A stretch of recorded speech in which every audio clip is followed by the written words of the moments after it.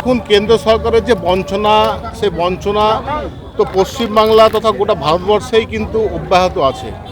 2014 সালের পর থেকে যারা মিথ্যা প্রতিশ্রুতি দিয়ে একটার পর একটা কোনো প্রতিশ্রুতি তারা পালন করেনি।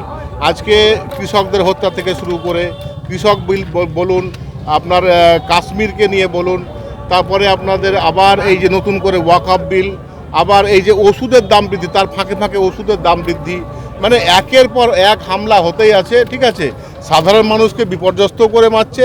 সাধারণ মানুষের যে যৎসামান্য রুজি রুটি, সেটা বাড়িতে তারা কি খাবে আর কি খাবে না, এটা এখন বড় কোটি টাকার প্রশ্ন হয়ে দাঁড়িয়েছে।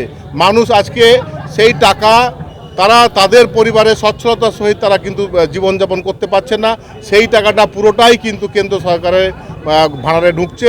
এবং তারা কি করছে, তারা তাদের যে পেটুয়া সমস্ত শিল্পপতি আছে, মুকেশ আম্বানি বলুন, গৌতম আদানি বলুন, এইরকম ইত্যাদি ইত্যাদি, তাদেরকে কর ছাড়ের নাম করে কিন্তু এই টাকাটা তাদের কাছে আবার পকেটে ঢুকিয়ে দিচ্ছে।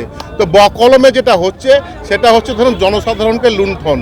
যে ঠিক যেভাবে একটা টাইমে হিটলারকে দেখেছিলাম, যে সমস্ত নীতি হিটলার অ্যাপ্লাই করত ইহুদিদের বিরুদ্ধে, সেই একই পন্থাতে এইখানে একটা নির্দিষ্ট সম্প্রদায়কে অ্যাটাক করার পরে, নিশানা করার পরে ভারতবর্ষটাকে ডিভাইড অ্যান্ড রুল পলিসিতে খাড়া করে তারা শাসন ব্যবস্থাটা চালিয়ে যাচ্ছে।